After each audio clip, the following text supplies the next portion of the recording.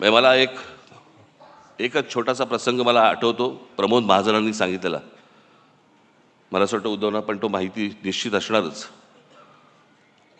बाळासाहेब कलानगरमध्ये अशी फेऱ्या मारायची आणि मला असं वाटतं ही गोष्ट असेल 86ची वगैरे, 86 नाही, 85 सालची गोष्ट असेल. आणि त्यावेळेला प्रमोद महाजनांना बाळासाहेब असं म्हणाले होते की प्रमोद, या देशातल्या हिंदूंना मी हिंदू म्हणून मतदान करायला लावीन आणि हिंदू मतदार तयार होतील.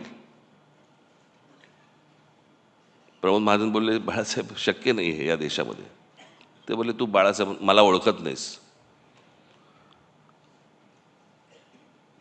आणि बाळासाहेबांनी या देशामध्ये हिंदूंना, हिंदू एक राजकीय शक्ती बनू शकते हे या देशामध्ये बाळासाहेबांनी सिद्ध करून दाखवलं. तोपर्यंत इतरांना कोणाला माहीत पण नव्हतं,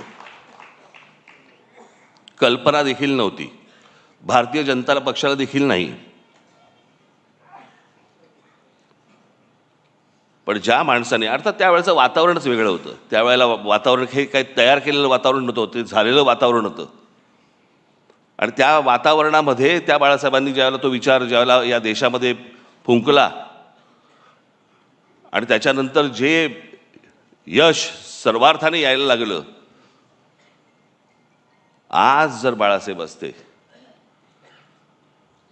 आणि तो जो हिंदुत्वाचा आज जो काही इतर सगळ्या ठिकाणी जो काही बाजार मांडून ठेवलेला आहे, तो पाहिला असता निश्चित व्यथित झाले असते की अरे मी काय बोलून गेलो, मी काय सांगत होतो, मी तुम्हाला काय म्हणत होतो आणि हे आत्ता कुठच्या परिस्थितीमध्ये तुम्ही आणलं.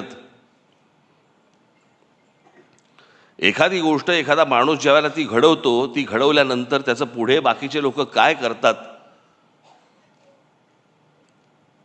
हा एक देश, हे एक्झाम्पल आहे, त्याचं उदाहरण आहे त्याचं. पण मला असं वाटतं की बाळासाहेबांनी ज्या तडफेने, ज्या निष्ठेने ते विचार जे मांडले, खास करून महाराष्ट्रामध्ये मराठी माणसाबद्दलची मांडले, हिंदूंना त्यांनी हिंदू म्हणून जागृत केले, पण दुसऱ्यांचे वाभाडे काढण्यासाठी नव्हे, स्वतःच्या स्वाभिमानासाठी उभे केले. मला असं वाटतं की तो स्वाभिमान, ते प्रेम आपण सतत सगळेजण जागृत ठेवू, अशी एक मला आशा, अपेक्षा आहे.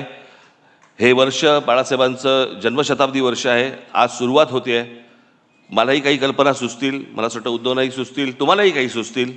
मला असं वाटतं की एक येणाऱ्या पिढ्यांसाठी एक आदर्श असं एक वर्ष आपण लोकांसमोर ठेवू, आणू आणि त्यांच्यासमोर आपण बाळासाहेब काय होते हे मांडण्याचा आपण जास्तीत जास्त चांगला प्रयत्न आपण याच्यापुढे करूया.